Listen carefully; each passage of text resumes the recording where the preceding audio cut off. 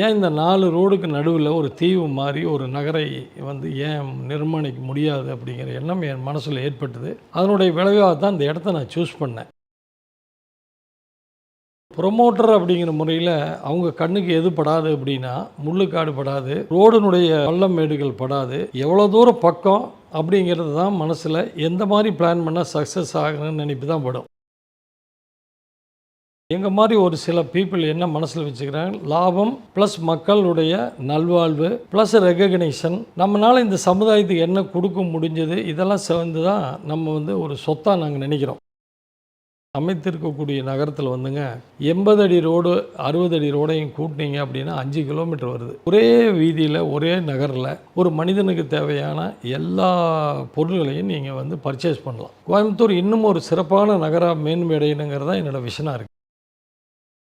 பொதுவாகவே land promoters book பண்ணுற அவங்களுடைய கஸ்டமர்ஸ்க்கு சில ஆஃபர்ஸ் வழங்குவோம். அந்த மாதிரி ஏதாவது ஆஃபர்ஸ் இருக்கா மக்களுக்காக? ஆஃபருங்கிறதுல எனக்கு எப்போவுமே நம்பிக்கை இல்லை. உண்மையான விலை சொல்லி உண்மையான காரணத்தை சொல்லி விற்றா போதும். ஆஃபருங்கிறது என்ன, உங்கள்கிட்ட 1 லட்ச ரூபாய் அதிகமாக வாங்கிட்டு 50,000 ரூபா அவங்களுக்கு கொடுத்துட்டு 50,000 ரூபா வச்சுக்கிறதுக்கு பேர் தான் என்னை பொறுத்தளவு ஆஃபர்.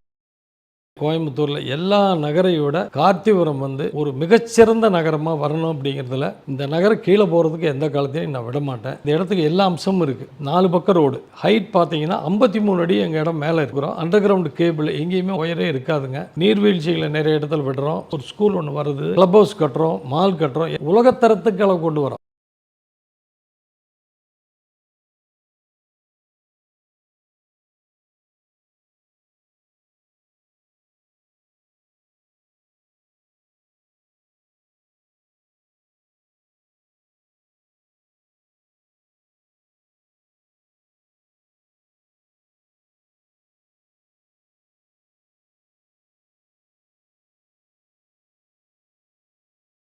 பிகை நூட்ஸ் நேயர்களுக்கு வணக்கம். நான் தினேஷ். இன்றைக்கி நம்மளுடைய நேர்காணலில் உண்ணாமலை ப்ரொமோட்டர்ஸுடைய ஓனர் திரு பி. கார்த்திகேயன் சார் நம்மளோட இணைஞ்சிருக்காரு. வணக்கம் சார்.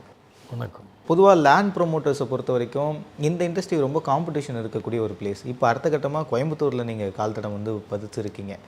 எப்படி இந்த இடத்த சூஸ் பண்ணீங்க? கோவில்பட்டியை விட்டுட்டு அடுத்த கட்டமாக நம்ம கோயம்புத்தூர்லேயே நம்மளுடைய பிராண்டை கொண்டு வரலான்னு எப்படி ஸ்டார்ட் ஆச்சு? கடந்த ஒரு 30-40 வருஷத்துக்கு முந்தி ஒரு 120லேருந்து 220 நில ஓனர்களை ஒருங்கிணைச்சு ஒரு 850 ஏக்கரை கோவில்பட்டி, தூத்துக்குடி மாவட்டம், திருநெல்வேலி ரோடில் அமைஞ்சிருக்கக்கூடிய அந்த ஊரை சூஸ் பண்ணதுக்கு ஒரு காரணம் என்னன்னு கேட்டிங்கன்னா, ஏன் இந்த நகர் 2 லட்சம் பேர் பாப்புலேஷனில் இருக்கக்கூடிய ஒரு நகர் இன்னும் கொஞ்சம் நல்லா ஒரு மேம்படுத்தினோம்னா ஒரு மிகப்பெரிய நகரமாக தென் மாவட்டத்தில் அமையும் அப்படிங்கிறத மனசில் வச்சு நான் அந்த இடத்த சூஸ் பண்ணேன். 25 வருஷம் அங்கேயே அந்த 850 ஏக்கருக்குள்ளேயே தங்கி நான் அந்த நகரை வடிவமைச்சேன். இப்போ நீங்கள் யாரை கேட்டாலும் கோவில்பட்டி, தூத்துக்குடி மாவட்டத்தில் புது பஸ் ஸ்டாண்ட் அப்படின்னா எங்களை பற்றி கேட்டால் எங்கள் பேரை தெரியாடி கூட கோயம்புத்தூர்காரர் டெவலப் பண்ண ஒரு இடம், கோயம்புத்தூர்காரன்னு சொல்லுவாங்க. சில பேர் கார்த்திகேயன் சொல்லுவாங்க, பேர் தெரியாது, கோயம்புத்தூர்காரன்னு சொல்லுவாங்க. என்ன இதில் எனக்கு ஒரு ஆத்ம திருப்தி அந்த இடம் கொடுத்ததுன்னா, ஒரு சிட்டியை நாம் ப்ரொமோட் பண்ணோங்கிற அந்த காலத்தில் அப்படி இருக்கக்கூடிய காலகட்டத்தில் எனக்கு ஒரு நினைப்பு மனசில் என்ன இருந்ததுன்னா, இந்த மாதிரி ஒரு வாய்ப்பு நம்மளுக்கு கோயம்புத்தூரில் கிடச்சிருந்தால் நம்ம இன்னும் நல்லா பண்ணியிருக்கலாமே. ஏன்னா அனைத்து தரப்பு மக்கள் இருக்கிறாங்க. எக்கனாமிக்கலி ஹை லெவலில் இருக்கிறவங்கள டெவலப் பண்ணுறது ஈஸி. இது கொஞ்சம் பேக்வேர்டு, எக்கனாமிக்கலி கொஞ்சம் கீழே இருக்கிற ஊரில் நம்ம கஷ்டப்பட்டதை ஒரு 2 வருஷம் 4 வருஷத்துலேயே நம்ம அங்கே சாதிச்சிருக்கலாம்.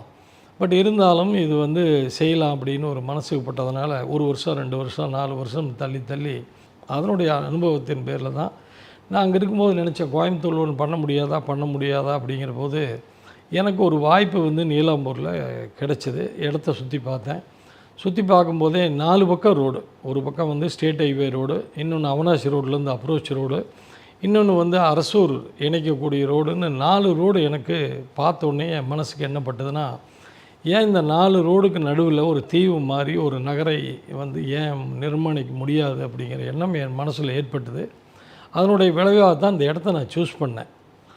அப்போது ஒரு ப்ரொமோட்டர் அப்படிங்கிற முறையில் அவங்க கண்ணுக்கு எது படாது அப்படின்னா, முள்ளுக்காடு படாது, ரோடினுடைய பள்ளம் மேடுகள் படாது, எவ்வளோ தூரம் பக்கம் அப்படிங்கிறது தான் மனசில் எந்த மாதிரி பிளான் பண்ணால் சக்ஸஸ் ஆகணும்னு நினைப்பு தான் படும்.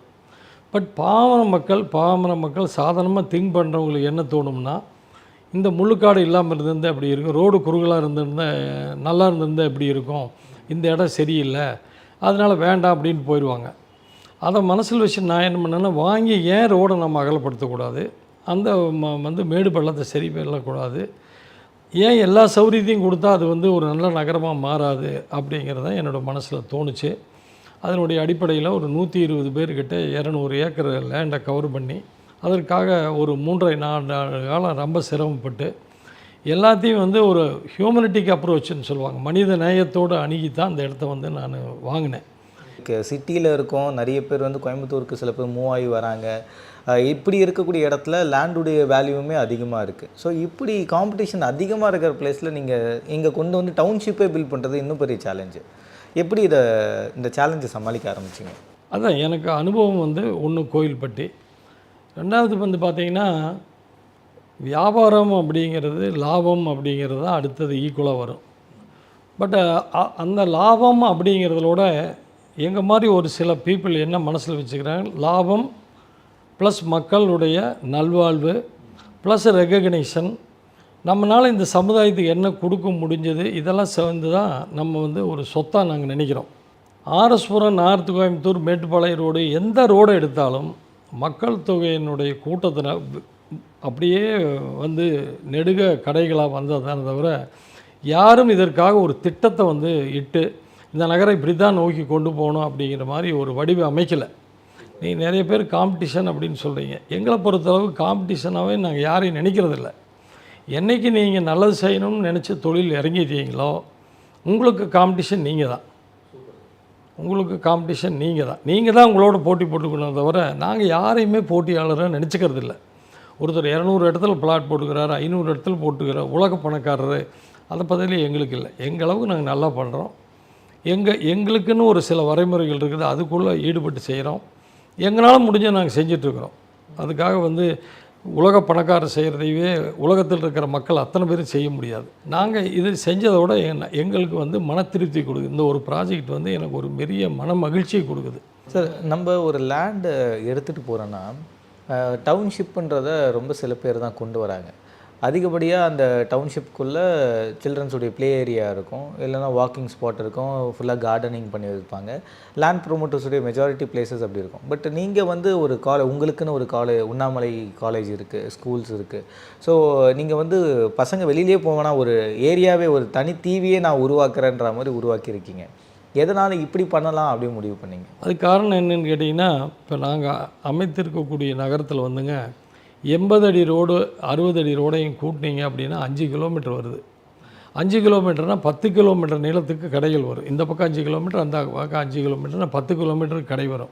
10 கிலோமீட்டர்கள் கடைகள் வந்துட்டால் ஒரே வீதியில் ஒரே நகரில் ஒரு மனிதனுக்கு தேவையான எல்லா பொருள்களையும் நீங்கள் வந்து பர்ச்சேஸ் பண்ணலாம். நகையாகட்டும், துணியாகட்டும், உங்களுக்கு வந்து செருப்பு ஐட்டங்களாகட்டும், வாட்ச் ஆகட்டும், எது ஒரு மனிதனுக்கு என்னென்ன கோயம்புத்தூர் இருக்குதோ இந்த 4 இடத்துல இருக்கிறத ஒரு இடத்துல கொண்டு வந்தால் என்ன அப்படிங்கிறது தான் கொண்டு வந்துட்டோம். இப்போ கோயம்புத்தூர்காரங்க இந்த மாதிரி வந்து இதில் நல்ல முறையில் கட்டி கோயம்புத்தூர் இன்னும் ஒரு சிறப்பான நகராக மேன்மையடையணுங்கிறது தான் என்னோடய விஷனாக இருக்குது. தைரோக்கர் வேலுமணி சார் வந்து என்னோடய இடத்த பார்த்தாரு. அவங்க கம்பெனிலேருந்து எனக்கு நிதி கொடுத்துருக்குறாங்க.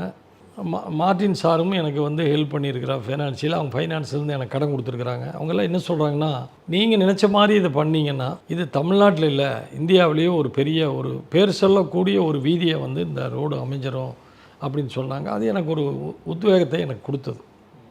அவங்க சாதாரண மக்கள் இல்லை, பல தொழில் செய்கிறவங்க, பல இடத்துக்கு போகிறவங்க. அவங்க என்னோடய 80 அடி ரோட்டில் நின்று பார்த்து, கண்டிப்பாக நீங்கள் நினச்சதை வந்து விஷனை வந்து கை விட்றாதீங்க, கொஞ்சம் கஷ்டமாக தான் இருக்கும், பின்னாடி மக்களை ஏற்றுக்குவாங்க, அப்படி ஏற்றுக்கும் பொழுது இது வெளிநாட்டுக்கு நிகரான ஒரு நகராக வந்து இதாயிரும் அப்படின்னு சொல்லியிருக்கிறாங்க. இனிஷியலி நம்ம லேண்ட் ப்ரொமோட்டர்ஸ்க்கு முன்னாடி சில விஷயங்கள் உங்களுக்கு பிளான் பண்ணியிருப்பீங்க. அந்த மாதிரி ஏதாவது உங்களுக்கு பிளான்ஸ் இருந்துடா சார்? நம்ம லேண்ட் ப்ரொமோட்டராக கொண்டு வரதுக்கு முன்னாடி வேறு விஷயங்கள் பண்ணலாம் நீங்கள் யோசிச்சது உண்டா? இல்லைங்க, டவுன்ஷிப் மட்டும்தான். ஏன்னா இதுவே வந்து ஒரு இப்போ 6 வருஷம் ஆச்சு, இன்னும் 2-3 வருஷத்துக்கு வேலை இருக்குது. ஒரு நகரம் 1,00,000 பேர் செய்ய வேண்டியதை ஒருத்தர் பிளான் பண்ணி செய்யும்போது அதுக்கு உண்டான கஷ்ட நஷ்டங்கள் இருக்க தான் செய்யுது. இப்போ பார்த்தீங்கன்னா ஆஸ்திரேலியாவில் ஒரு பெரிய ரியல் எஸ்டேட் நபர்களில் முக்கியமானவர் வரக்கூடியவர் சின்னத்தம்பின்னு ஒருத்தர் இருக்கார்.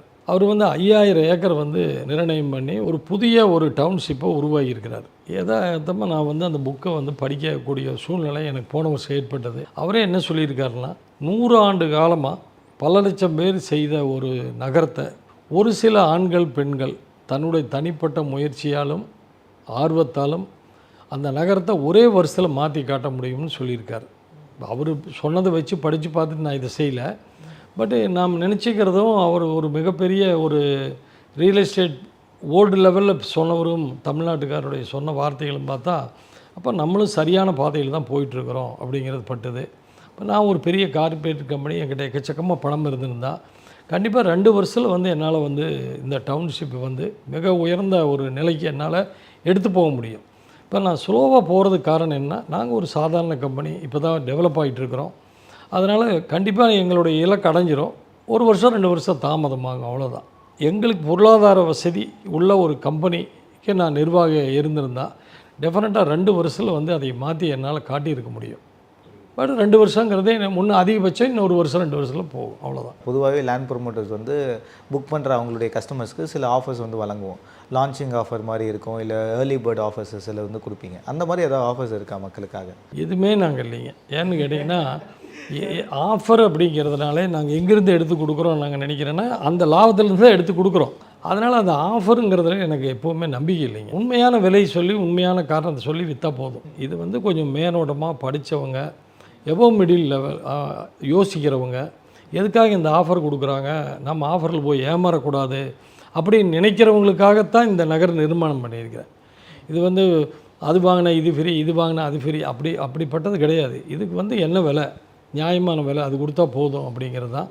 என்றைக்குமே வந்து நாங்கள் இந்த ஆஃபருங்கிறது, பேர்டு ப்ரைஸுங்கிறது, ப்ரீ லான்ச்சு இதெல்லாம் எனக்கு உடன்பாடே இல்லைங்க. இதான் ரேட்டு, எப்போ இருந்தாலும் இதான் ரேட்டு.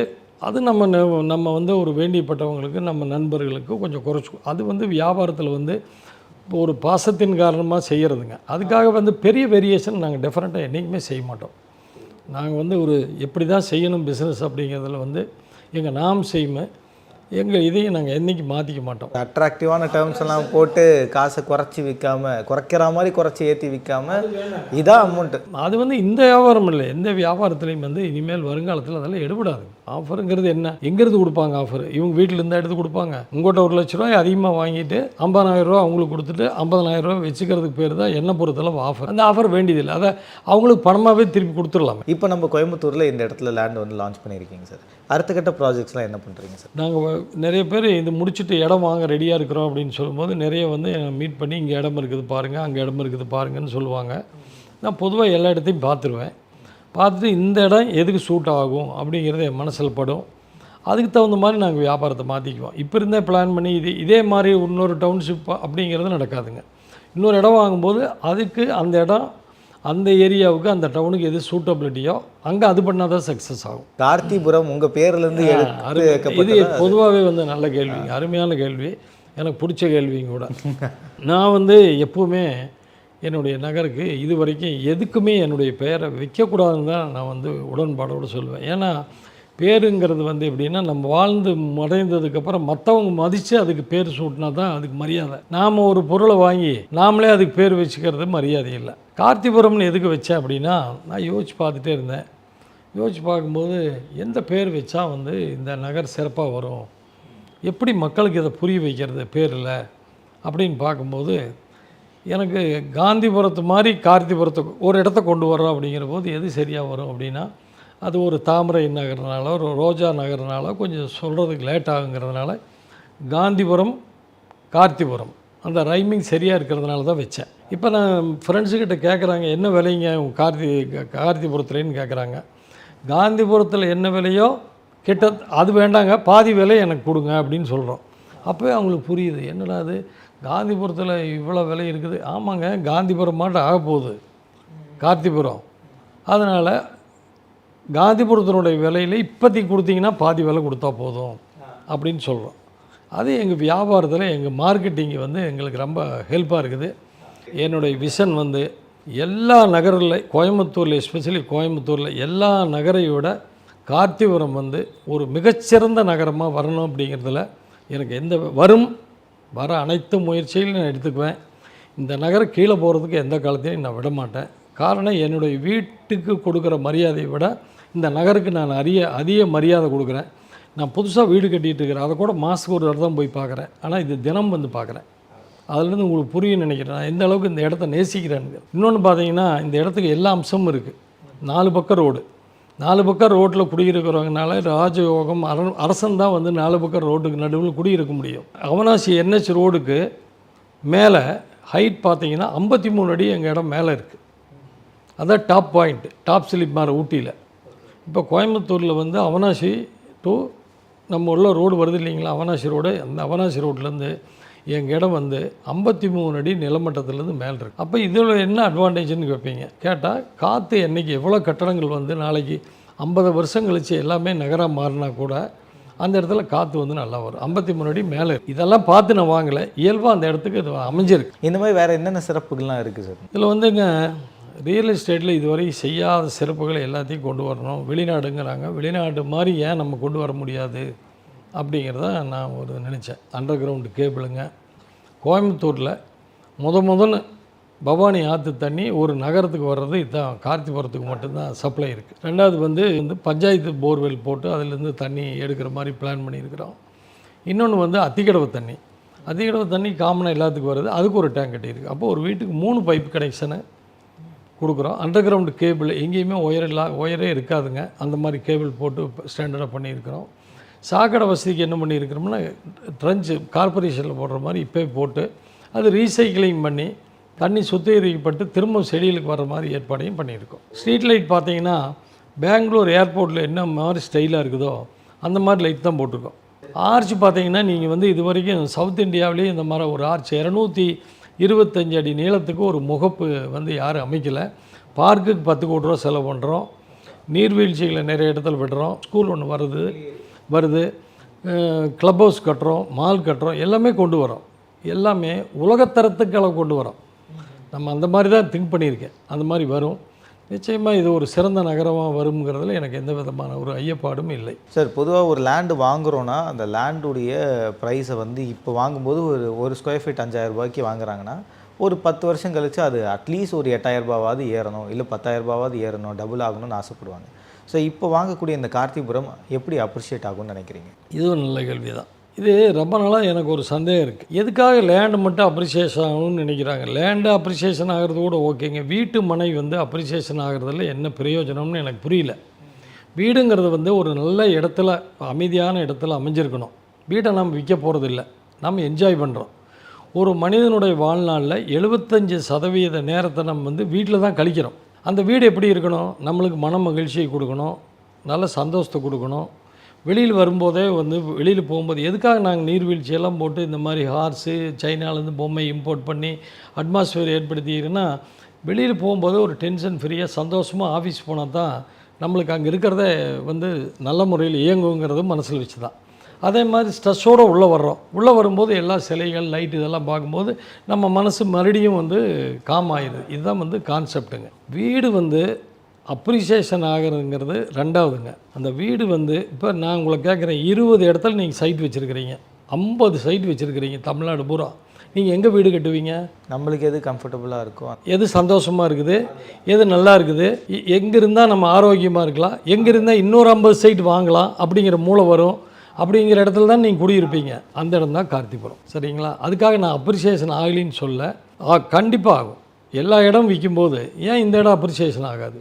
ஒன்று, அப்ரிசியேஷனுங்கிறது சிலதில் தான் நம்ம எதிர்பார்க்கணும். கண்டிப்பாக டெப்ரிசியேஷனில் ஆகாது. மிகப்பெரிய ஒரு வளர்ச்சி எங்கள் நகருக்கு கொடுக்கும். நாங்கள் ராங் கேரண்டி தரதில்லை. ஒரே வருஷத்தில் 2000 2 நாள் நாம் செய்கிற வேலையில் கண்டிப்பாக எங்கள் நகர் வந்து இரட்டிப்பாகும் குறைந்த ஆண்டுகள்ங்கிறத உத்தரவாதம் எங்களால் தர முடியும். இத்தனை வருஷம் சொல்கிறதெல்லாம் வந்து எங்களுக்கு வந்து இது வந்து ஒரு பொய்யான வார்த்தைகள். அதை நாங்கள் என்றைக்குமே வியாபாரத்தில் உபயோகப்படுத்த மாட்டோம். எங்கள் இடத்தினுடைய குவாலிட்டியை வச்சு வெளியிலேருந்து வர்றவங்க தான் மார்க் போடணும். சரிங்களா? அந்த அளவுக்கு ஒரு தரமான இடத்த வந்து எங்களால் பண்ண முடியும். நிச்சயமாக திரும்ப சொல்கிறேன், தமிழ்நாட்டில் இதுதான் பெஸ்ட்டு நகருங்கிற அவார்டு வாங்கணுங்கிறத என்னுடைய மனசில் ஒரு பெரிய ஆசையை வச்சுருக்கிறேன். நிச்சயம் அது நிறைவேறும் என்று நம்புகிறேன். எங்களுடைய டீம் சார்பாக உங்களுக்கு வாழ்த்துக்கள். ரொம்ப நன்றி சார். தேங்க்யூ. Hello everyone. இன்னைக்கு வந்து இந்த ஈவெண்ட்டை பற்றி பேச சொன்னாங்க. ஆனால் வாய் அடிச்சு போய் நிற்கிறேன். ஏன்னா இது இவ்வளோ பிரம்மாண்டமாக இருக்கும்னு நான் எதிர்பார்க்கவே இல்லை. நாங்கள் 2 பேருமே எதிர்பார்க்கல. இந்த டோட்டல் இந்த டவுன்ஷிப் பார்த்தீங்கன்னா வந்து 190 ஏக்கர் இருக்குது. பில்ட் பண்ணுறதுக்கான அந்த ஐடியாலஜி வந்துட்டு ஆக்சுவலாக அதுதான் வந்து ரொம்ப சூப்பர்னே சொல்லலாம். ஸோ அதுலேருந்து இது பில்ட் பண்ணி இது வரது வந்து ஆக்சுவலாக எனக்கு ரொம்ப பார்க்கணும்னு ரொம்ப ஆசையாக இருக்குது. அது போக இன்னைக்கு இந்த ஈவெண்ட்டு, மியூசிக் ஷோ இது எல்லாமே வந்துட்டு செம்மையாக இருந்துச்சு. நாங்கள் செம்மையாக என்ஜாய் பண்ணோம். ஸோ ஒரு கப்பலாக வந்துட்டு இது வந்து எங்களுக்கு ஒரு அவுட்டிங் மாதிரி ஆயிடுச்சுன்னு வச்சுக்கோங்களேன் இல்லையா? So thank you so much. So thank you so much for inviting as. Thank you.